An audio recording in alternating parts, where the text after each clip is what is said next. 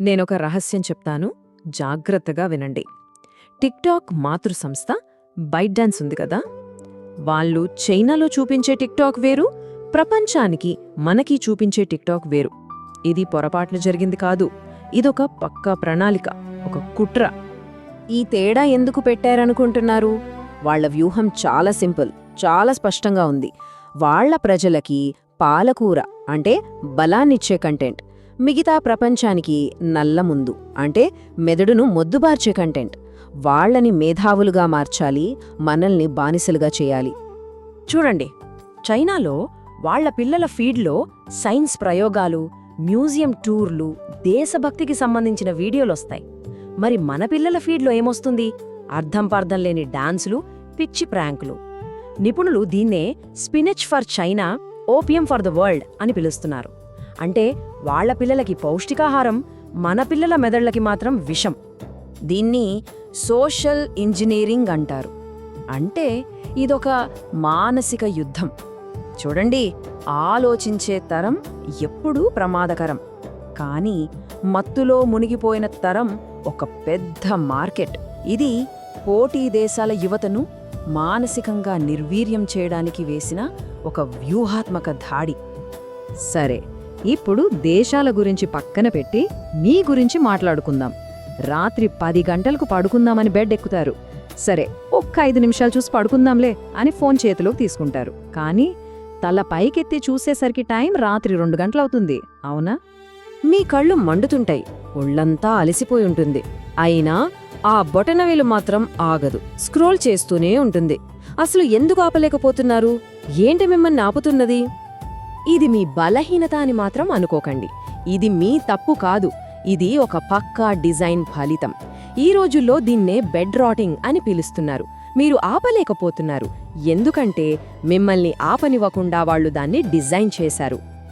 ఎందుకంటే ఈ యాప్స్లో కావాలనే స్టాపింగ్ క్యూస్ అంటే ఆపడానికి సంకేతాలు ఇవ్వకుండా తీసేశారు. ఒకప్పుడు మనం ఒక పుస్తకం చదివితే ఒక చాప్టర్ అవ్వగానే ఆపేవాళ్ళం, అది ఒక సహజమైన బ్రేక్. కానీ ఈ యాప్స్లో ఇన్ఫైనైట్ స్క్రోల్ ఉంటుంది, దానికి అంతముండదు. అందుకే మీ బ్రెయిన్కి ఇక చాలు, ఆపు అనే సిగ్నల్ అస్సలు వెళ్ళదు. మీరు ఫోన్ని వాడట్లేదు, ఆ ఫోనే మిమ్మల్ని మింగేస్తోంది. ఈ వ్యసనం వెనుక ఉన్న సైన్స్ ఏంటో ఇప్పుడు నేను మీకు విడమరిచి చెప్తాను. మీ చేతిలో ఉన్నది ఫోన్ కాదు, అదొక స్లాట్ మషీన్. దీని వెనుక ఉన్న సైకలాజికల్ ప్రిన్సిపల్ పేరు వేరియబుల్ రివార్డ్ సిస్టమ్. ఇది అచ్చం క్యాసినోలోని స్లాట్ మషీన్ లాంటిది. మీరు స్క్రోల్ చేసిన ప్రతిసారి మీకు మంచి వీడియో రాదు.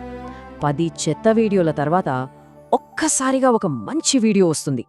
ఆ ఒక్క మంచి వీడియో ఇచ్చే కిక్ కోసం, ఆ డోపమైన్ రష్ కోసం మీ బ్రెయిన్ వెతుకుతూనే ఉంటుంది, స్క్రోల్ చేస్తూనే ఉంటుంది. అందుకే అంటున్నాను, అది మీ జేబులో ఉన్న క్యాసినో అని. మీరు చేసే ప్రతి స్క్రోల్ స్లాట్ మెషిన్ లివర్ను లాగినట్టే. ఒకప్పుడు ల్యాబ్లో ఎలుకల మీద చేసిన ఈ ప్రయోగాన్ని ఇప్పుడు వాళ్లు మీ మెదడు మీద చేస్తున్నారు. అర్థం చేసుకోండి, వాళ్లు మిమ్మల్ని కంట్రోల్ చేయడానికి కోడ్ రాశారు. ఈ గేమ్లో మీరు యూజర్ కాదు, మీరే ప్రోడక్ట్. మీ ఏకాగ్రతను, మీ సమయాన్ని అమ్మి వాళ్లో కోట్లు సంపాదిస్తున్నారు. ఇప్పుడు అసలు విషయానికి వద్దాం. ఈ డిజిటల్ డ్రగ్ని సృష్టించిన వాళ్ల కపటత్వం గురించి తెలిస్తే మీ రక్తం మరిగిపోతుంది. ఈ టెక్నాలజీ ప్రపంచంలో ఒక ప్రాథమిక నియమముంది, దాన్ని గుర్తుపెట్టుకోండి. డ్రగ్స్ అమ్మేవాడు ఎప్పుడూ తను అమ్మే డ్రగ్స్ని వాడుకోడు. ఒక్కసారి ఆలోచించండి, ఐప్యాడ్ని కనిపెట్టి ప్రపంచానికి అమ్మిన స్టీవ్ జాబ్స్ తన సొంత పిల్లల్ని దానికి దూరంగా ఉంచాడు. బిల్ గేట్స్ తన పిల్లలకు 14 ఏళ్లొచ్చే వరకు ఫోన్ ఇవ్వలేదు. సిలికాన్ వ్యాలీలోని పెద్ద పెద్ద టెక్ సీఈఓలు అందరూ తమ పిల్లల్ని స్క్రీన్ ఫ్రీ స్కూల్స్కి పంపిస్తారు. ఎందుకంటే తాము తయారు చేసిన ఈ విషయం ఎంత ప్రమాదకరమో వాళ్లకు బాగా తెలుసు. వాళ్లకు ఆ నిజం తెలుసు. అందుకే మన చేతిలో ఈ డిజిటల్ బాంబును పెట్టి వాళ్ల పిల్లల్ని మాత్రం కాపాడుకుంటున్నారు. వాళ్ల ప్లాన్ ఏంటో తెలుసా? వాళ్ల పిల్లలు పాలకులవ్వాలి, మన పిల్లలు అనుచరులుగా మిగిలిపోవాలి, అంతే.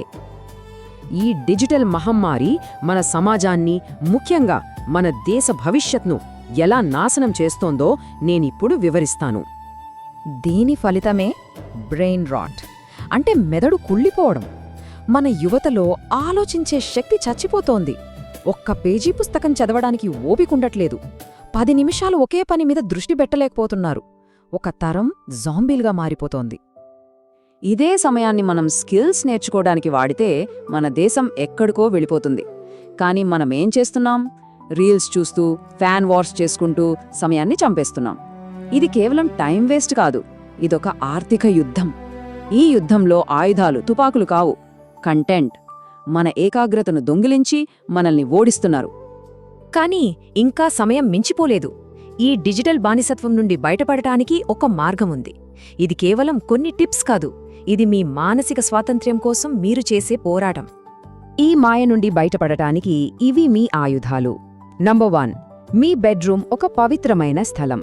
ఫోన్ని బయట వదిలేయండి. ఒక మామూలు అలారం క్లాక్ కొనండి. నంబర్ 2, మీ ఫోన్లో గ్రే స్కేల్ మోడ్ ఆన్ చేయండి. రంగులు తీసేస్తే ఆ డోపమిన్ కిక్ ఆదిపోతుంది. నంబర్ 3, మీ కంటెంట్ డైట్ మార్చండి. ఆల్గారిథంకి ట్రైనింగ్ ఇవ్వండి. ఎంటర్టైన్మెంట్ బదులు ఎడ్యుకేషన్ వీడియోలు చూడండి. దానికి చెప్పండి, నాకు చెత్త వద్దు, జ్ఞానం కావాలి అని. జాంబీగా బ్రతకకండి. మీ మనస్సుకు మీరే యజమానిగా ఉండండి. ఒక్క క్షణం కళ్ళు మూసుకుని ఆలోచించండి. కొన్ని వందలేళ్ల క్రితం ఇనుప సంకెళ్లతో మనల్ని బానిసలుగా చేశారు.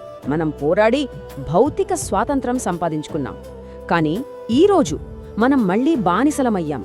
ఈసారి సంకెళ్ళు కంటికి కనిపించవు, అవి పిక్సెల్స్తో తయారు చేయబడ్డాయి. ఈసారి శత్రువు మన భూమిని కాదు, మన మెదడును ఆక్రమించుకున్నాడు.